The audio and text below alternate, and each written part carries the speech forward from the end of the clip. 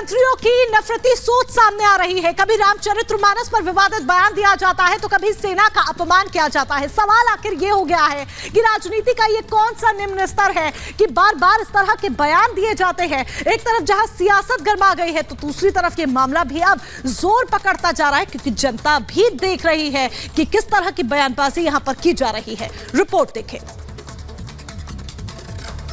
BJP में जब चुनाव आता है तो ज्यादा से ज्यादा आर्मी पर हमला करता है।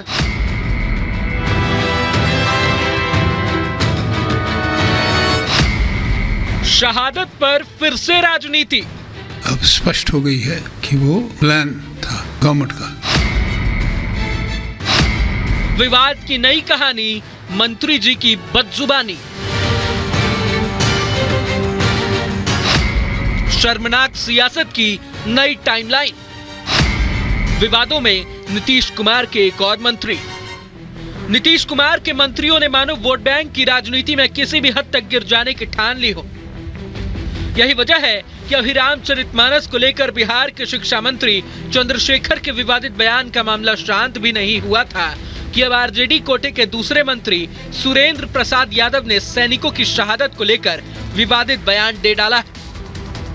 मीडिया का सवाल 2024 के लोकसभा चुनाव को लेकर था, लेकिन सवाल का जवाब बेहद ही शर्मनाक निकला। बिहार सरकार के सहकारिता मंत्री सुरेंद्र यादव से पूछा गया कि चुनाव में बीजेपी को लेकर कोई आशंका है क्या, तो जवाब में मंत्री जी ने कह डाला कि जब भी चुनाव आता है तो बीजेपी ज्यादा से ज्यादा आर्मी पर हमला करवाती है।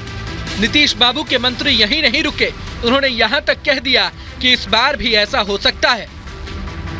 सुपड़ा साफ है बीजेपी का, सुपड़ा साफ है बीजेपी का।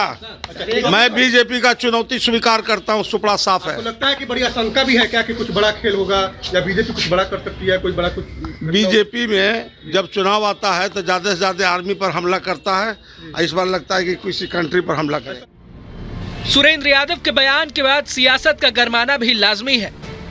आरजेडी नेता के आपत्तिजनक बयान के बाद बीजेपी ने आरजेडी और सुरेंद्र यादव के साथ साथ नीतीश कुमार को भी लपेटे में लिया। बीजेपी के प्रवक्ता शहजाद पूनावाला ने नीतीश कुमार को कटघरे में खड़ा करते हुए तीखा हमला बोला। ये उनकी मानसिकता को दिखाता है कि किस प्रकार से राष्ट्र नीति और राष्ट्र सुरक्षा के मुद्दे पर भी राजनीति करते हैं, और ये भी दिखाता है कि एक व्यक्ति एक पार्टी का विरोध करते करते कभी देश का विरोध, कभी देश पर हमला, कभी हिंदुओं पर हमला और अब आर्म फोर्सेस पर हमला करने का काम आरजेडी कर रही है। ये वही आरजेडी है जिसने कि पुलवामा का दोष पाकिस्तान से हटाकर उसे स्टेज्ड अटैक कहा था। बीजेपी प्रवक्ता ने कहा कि नीतीश के मंत्रियों की ओर से लगातार किए जा रहे विवादास्पद बयान से ये साबित हो गया है कि महागठबंधन की सोच क्या है। उन्होंने कहा कि हिंदू विरोधी और देश विरोधी मानसिकता रखने वाले इन मंत्रियों को तत्काल बर्खास्त किए जाने की जरूरत है। बता दें कि इस शर्मनाक सियासत की फहरिस्त में सुरेंद्र यादव एकमात्र ऐसे शख्स नहीं है।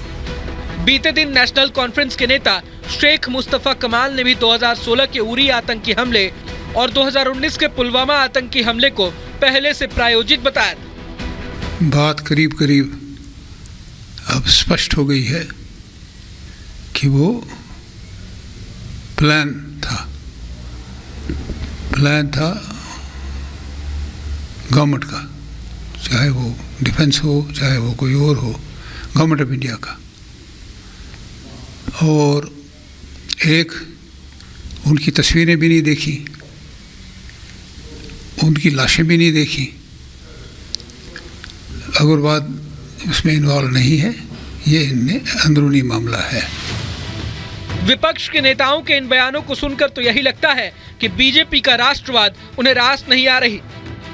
यही वजह है कि कभी विपक्षी हिंदू ग्रंथों का मजाक उड़ाते हैं तो कभी दुश्मन देश की भाषा बोलने से भी बाज नहीं आते। केंद्र सरकार की नीतियों के चलते ही आज पाकिस्तान ने भारत के सामने अपने घुटने टेक दिए हैं।